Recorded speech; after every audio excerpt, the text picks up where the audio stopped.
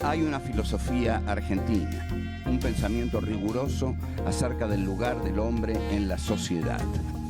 Obras literarias como El Facundo, El Martín Fierro, El Matadero. Texto axial, fundamental, el plan revolucionario de operaciones de Mariano Moreno, Los muertos en Plaza de Mayo. El primer centenario se festeja bajo estado de sitio. Las cartas a Lavalle deciden el fusilamiento de Dorrego. No hay verdad que se resista frente a 2 pesos, moneda nacional.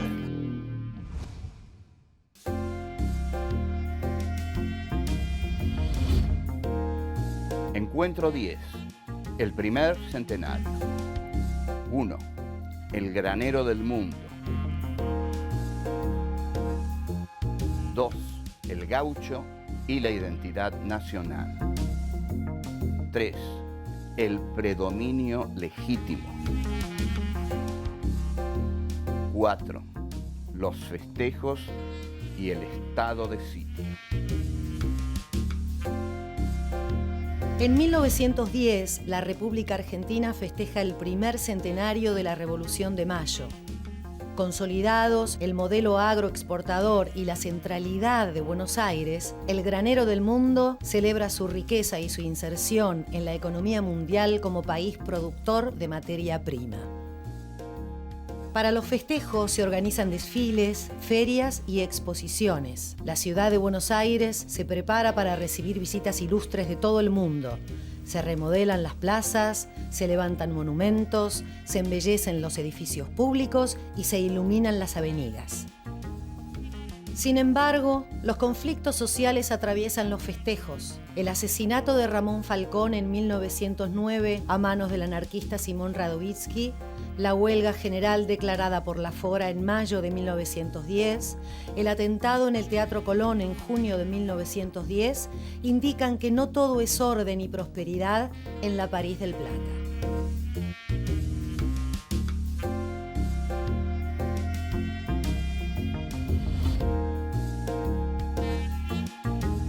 Este es nuestro encuentro número 10. Es decir, llegamos a nuestra decena. En este encuentro número 10 nos vamos a ocupar del primer centenario de la República Argentina, que coherentemente se festeja en 1910. En 1910, las clases dirigentes de la Argentina gozaban de una enorme prosperidad y sobre todo de una enorme fe en el destino del país.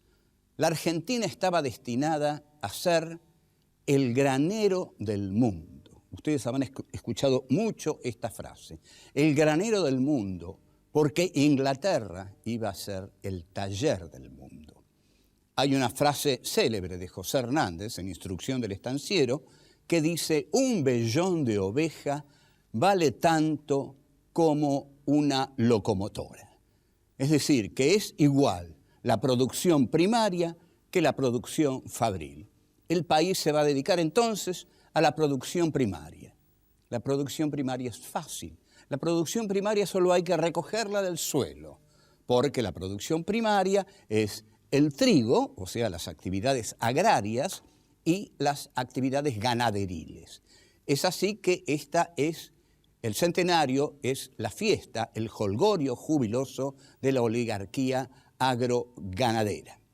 Pero hay problemas en la Argentina, hay problemas, porque ha llegado la chusma inmigratoria, tal como la hemos visto que la llama la oligarquía. La oligarquía argentina ya había derrotado a los gauchos, ya había derrotado a los indios, pero al hacerlo el territorio queda despoblado y Alberdi larga la consigna: gobernar es poblar, y nunca se casó. Pero larga esa consigna, gobernar es poblar, y como gobernar es poblar, lo que se hace es traer a todos los inmigrantes posibles del viejo mundo con la esperanza, la certeza de que van a venir los mejores, los sajones, los de la colonia escocesa que Sarmiento describe en El Facundo. Pero no vienen esos. vienen los que la oligarquía argentina, las clases que dominan en la Argentina, van a llamar la chusma ultramarina, que son los italianos, los gallegos, los polacos, los judíos, los rusos, y, en fin, todo eso que hizo la Argentina contemporánea. Miguel Cané es uno de los que más se preocupa por esta invasión chusmática ultramarina, porque Miguel Cané teme que el grupo patrio, el grupo patricio, el grupo original, se pierda. Y dice, los argentinos cada vez somos menos, tenemos que velar sobre nuestro círculo. Y dice en una carta a un amigo, dice, cualquier sacazuelas democrático, es decir, cualquier tipo de la chusma ultramarina que se haya enriquecido con el negocio de las suelas, es decir, un zapatero, va a poder entrar en uno de nuestros salones, dice horrorizado Cané, tropezando con los muebles, y va a posar su mirada impúdica sobre una de nuestras inocentes vírgenes. Y esa inocente virgen, en su inocencia, quizás se le entregue. Debemos impedirlo. Ustedes verán la paranoia sexual de Cané, que estaba, digamos, para un tratamiento psiquiátrico inmediato, pero bueno, en ese momento no lo había y la Argentina todavía no se había acostumbrado tanto al diván, pero Cané lo merecía de inmediato. También es muy posible que esa inocente criatura de los salones oligárquicos estuviera muy aburrida de los tipos como Cané, y cuando entrara un tosco, bruto, sacazuelas, se fascinara ante la brutalidad de este tipo, porque quizás la niña inocente no fuera tan inocente como creía Cané. Esto es lo más probable. Pero digamos que aparte del apetito sexual que Cané supone que traen estas clases ultramarinas, lo peligroso que traen es que traen las llamadas ideologías foráneas. Ustedes estarán hartos, bueno, la Argentina se ha construido denunciando a las ideologías foráneas. Esta vez las ideologías foráneas son el anarcosindicalismo que traen de Europa justamente quienes profesan esta ideología anarquista. Entonces, lo que siente la clase oligárquica que Cané representa es que la identidad nacional se está perdiendo. Como la identidad nacional se está perdiendo, atención aquí, porque esto es pensar nuestro país. Como la identidad nacional se está perdiendo, ¿qué hace la oligarquía? Toma al gaucho, al que eliminó, al que liquidó, toma al gaucho y lo pone en la centralidad de la mitología nacional como la figura esencial de la patria. Esto lo hace Lugones en su libro El Payador. Ya lo vemos.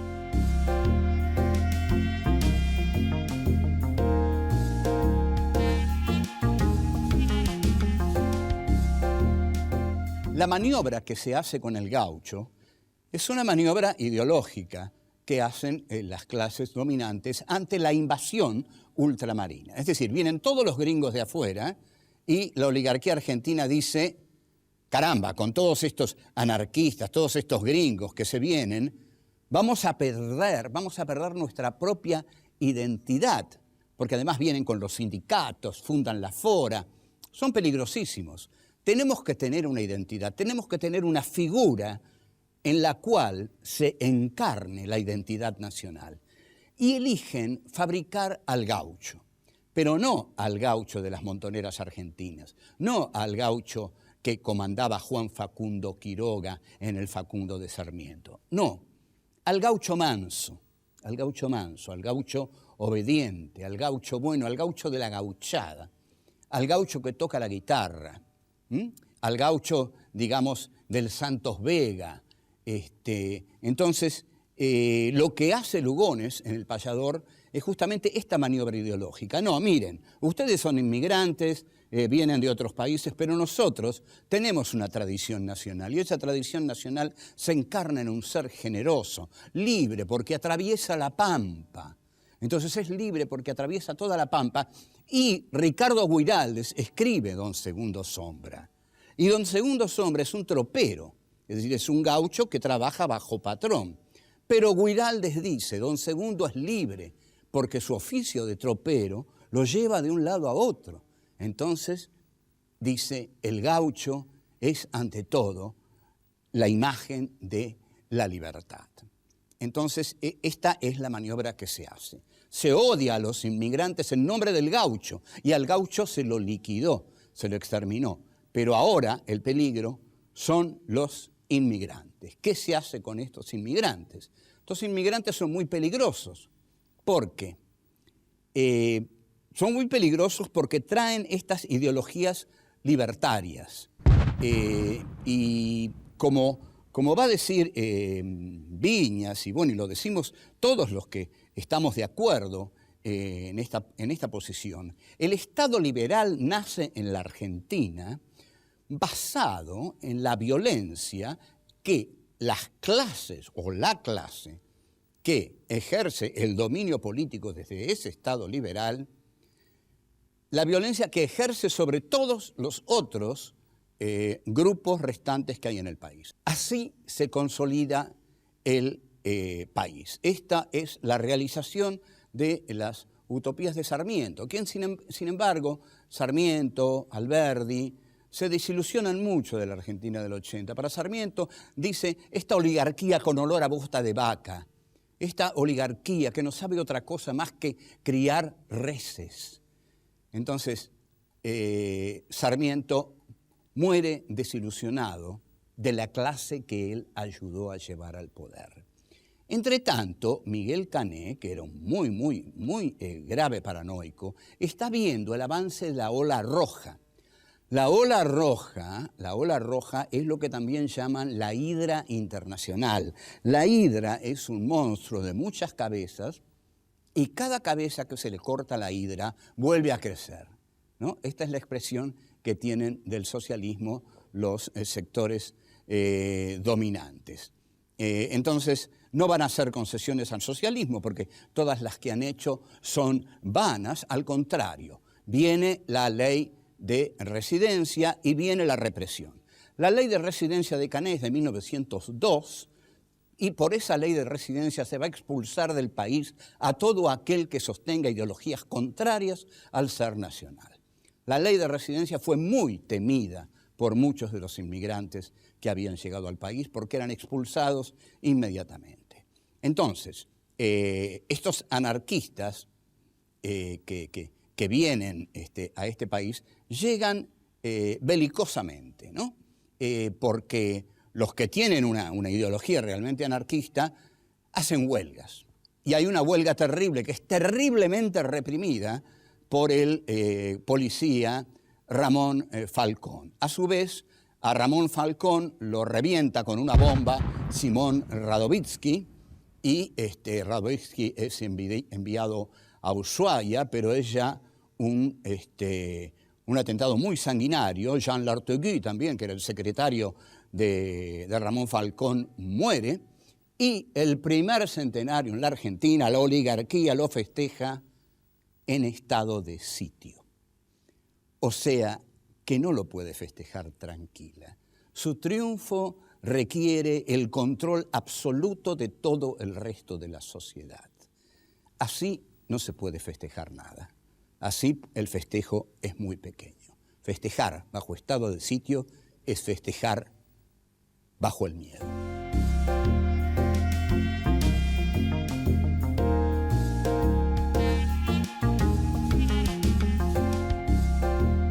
Entre los más importantes hombres de la generación del 80 está uno muy conocido por nosotros, que es Miguel Cané, del cual hemos hablado. Miguel Cané escribe el texto Juvenilia. Todos hemos leído Juvenilia. ¿Por qué tuvimos que leer Juvenilia de un tipo tan detestable? ¿Por qué nos obligaron durante toda nuestra vida y a todas las generaciones a leer obligatoriamente el texto de un señor que lanzó la ley de residencia, que escribió ese texto sobre los inmigrantes? En fin, un señor poco agradable. Hay un texto de Bernard Pernot que se llama La otra juvenilia y que habla también de la generación del Colegio Nacional de Buenos Aires que fue reprimida bajo la dictadura militar. Así como la generación de Canet se educó entre 1863 y 1870, sus descendientes, que fueron todos señores de las clases altas, sus descendientes tuvieron un ejército terriblemente impiadoso que efectivamente entró en el Colegio Nacional Buenos Aires en la década del 76, a reprimir, y los jóvenes desaparecidos del Colegio Nacional Buenos Aires suman 112 jóvenes estudiantes que han desaparecido del Colegio Nacional Buenos Aires. Edades, 14 años, 16 años, 17 años, más no podían tener. Esa es la otra juvenilia. Canet termina el texto en el cual visualiza al salvaje inmigrante que va a violar a la inocente niña, clamando honor y respeto a los restos de nuestro grupo patrio. Él representa al grupo patrio. El grupo patrio siente que cada día los argentinos disminuyen, porque los argentinos son solo los argentinos patricios, los del grupo patrio. Los inmigrantes que han venido, a eso se les ha prestado la casa, pero la casa tiene dueño.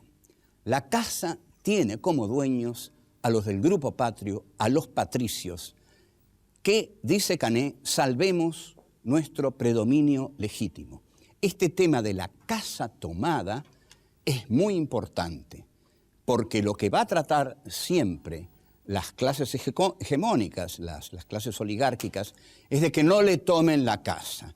El momento más terrible de tomar la casa es con el peronismo, cuando vienen todos los migrantes, y luego un momento terrible es el del 25 de mayo de 1973 con el gobierno de Cámpora, pero esa es otra historia. Entre tanto, Canet pide, cerremos el círculo patrio y velemos sobre él. Es decir, que no entren donde estamos nosotros. ¿Qué pasa con el texto de Canet? La culta Buenos Aires se siente amenazada. Se siente amenazada ahora por la barbárica inmigración. En realidad, la barbarie ha tomado distintos rostros para la civilización en la Argentina. Primero fueron los gauchos federales, después fue la inmigración, la chusma inmigratoria.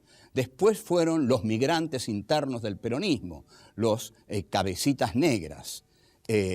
Después fueron los jóvenes de la juventud peronista de los años 70, masacrados en los campos de concentración. Y ahora es difícil saber quiénes son, pero se le tiene mucho miedo a algo que se le llama la delincuencia y que en realidad hay que llamar, más que delincuencia, son los excluidos, los marginados, son los pobres que la ambición del capitalismo salvaje de los 90 creó. Es la vieja clase obrera que ya no tiene trabajo y como no tiene trabajo se transforma en delincuencia. Entonces, en lugar de darles trabajo, piden que se los reprima y a eso le llaman seguridad. La oligarquía argentina no era ni siquiera burguesa, no era ni siquiera patricia ni aristocrática. La oligarquía argentina era una clase que había surgido al calor de la abundancia de sus campos. Carecía del dinamismo y la agresividad de la burguesía. La burguesía europea es el ejemplo de una burguesía. La burguesía europea se entrega a la fabricación de máquinas, es el taller del mundo. Es decir, la burguesía europea construye máquinas. La oligarquía argentina no construye nada, incorpora algunas máquinas al agro, pero el 10%, ustedes escuchen esto, por favor, escuchen esto, el 10% de las exportaciones lo dedica a viajar, es decir, al goce improductivo. Entonces, tenemos una clase que vive de la abundancia de sus campos y se llama a sí misma el granero del mundo, pero el granero del mundo, como no tiene valor agregado, va a ser derrotado por completo por las mercancías en la década del 30 y el granero del mundo se va a destruir. Entonces, esta clase ociosa, dispendiosa, dedicada al goce fácil y a construir palacetes franceses, va a entender que construir un país es una cosa y construir una ciudad es otra. Construyó solamente una ciudad para su propio goce, pero no supo construir un país.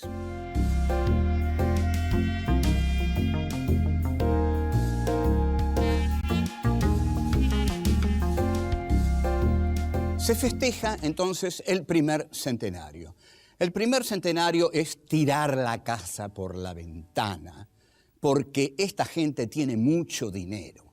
Ha ganado mucho dinero porque ha vendido mucho trigo, ha vendido mucho ganado, digamos, y se lo han apropiado unos muy pocos personajes, familias. Son muy pocos los que se apropian de la gran riqueza argentina que se vende al exterior. Se festeja el centenario bajo estado de sitio, pero bueno, esta clase está totalmente acostumbrada a reprimir, que no la joroben. Además, desde el cielo, el cometa Halley ilumina la escena argentina, como si fuera un gran cenital que dice, aquí está, este es el gran país del sur que se presenta ante el mundo y festeja su primer centenario. Vienen las visitas ilustres, viene la infanta Isabel, viene Blasco Ibáñez, viene Rubén Darío, y Rubén Darío escribe un canto o himno a la Argentina. A Rubén Darío le decían el divino Rubén, ignoro por qué. ¿Qué trato tendría Darío con la divinidad? Como para que le dijeran el divino Rubén, salvo que alguna diva nacional le dijera, ay, sos divino, Rubén, pero no creo que eso hubiera ocurrido en ese momento. Pero bueno, le decían el divino Rubén. Y escribe un himno a la Argentina que dice, hay en la tierra una Argentina. Empieza optimista. He aquí la región del Dorado. ¿Cuánto le habrán pagado para que escribiera esto? He aquí el paraíso terrestre. Esto es maravilloso. No me digan que no es maravilloso. He aquí el paraíso terrestre. ¿Se dan cuenta? Díganme con sinceridad, ¿ustedes qué piensan? ¿Estamos en el paraíso terrestre? ¿Hemos vivido en el paraíso terrestre?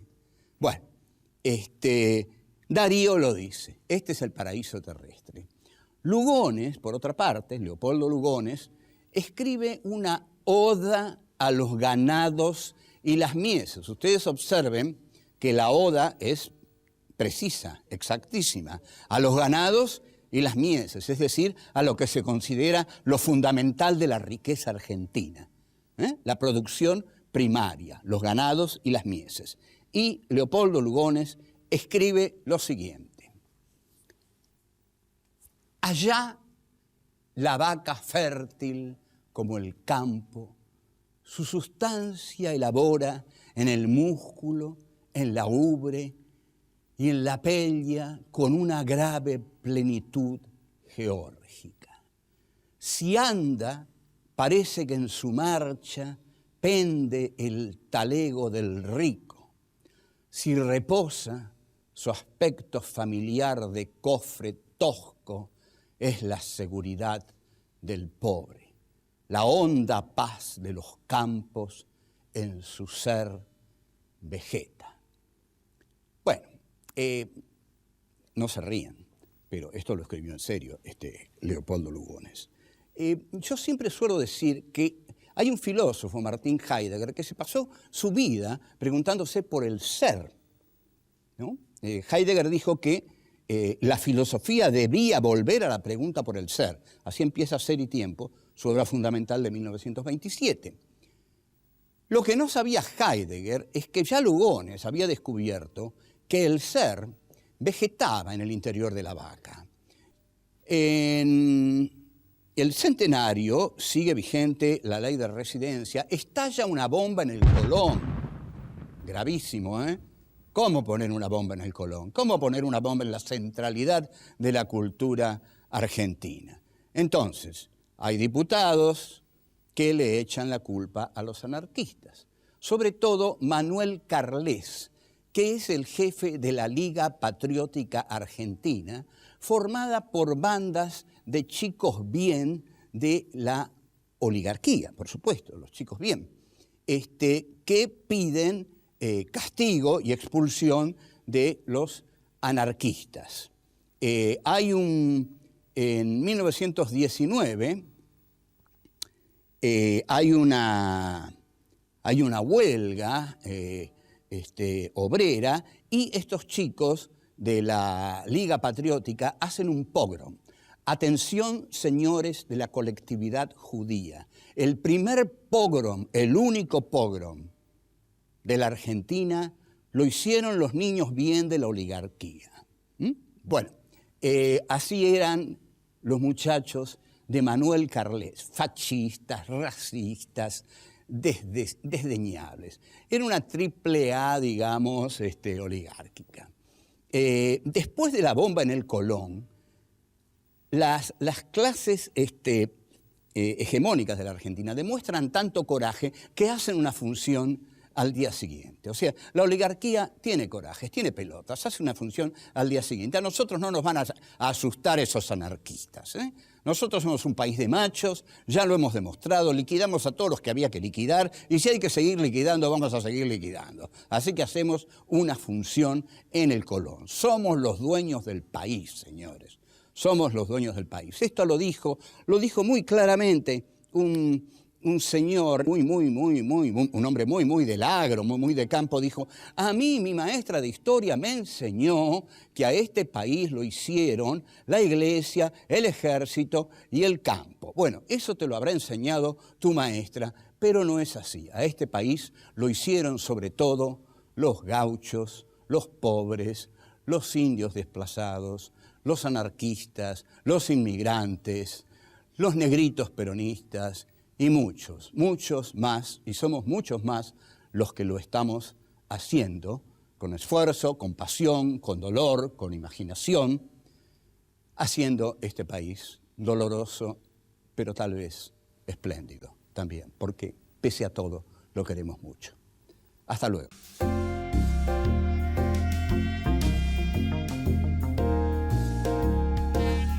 En 1910, las clases dirigentes de la Argentina gozaban de una enorme prosperidad y sobre todo de una enorme fe en el destino del país.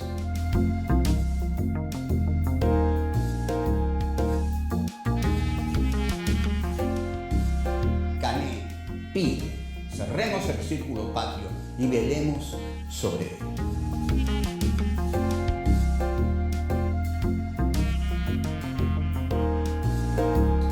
La Argentina estaba destinada a ser el granero del mundo.